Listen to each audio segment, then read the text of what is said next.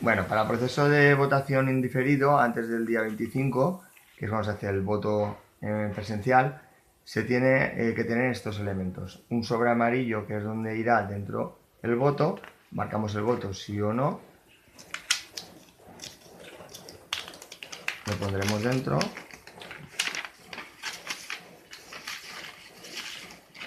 y luego cerraremos siempre pegado el sobre, ¿de acuerdo?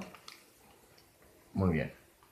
Por otra parte tenemos el sobre externo, que es más grande, donde se presentará el DNI original, se lo compulsará el secretario en la oficina y la compulsa tendrán que ponerla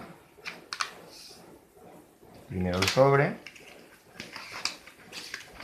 sobre siempre cerrado, y luego lo que es la compulsa del DNI o del NIE o del documento. ¿De acuerdo? Muy bien, una vez lo tenemos todo, lo cerraremos y tendremos que marcar una firma en la solapa. A la otra parte, igual, la firma podemos poner y el nombre y apellidos completo, ¿vale?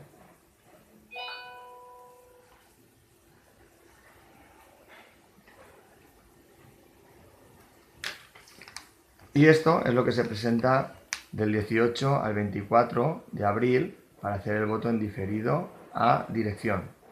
El 25, ya sabéis, la presencial.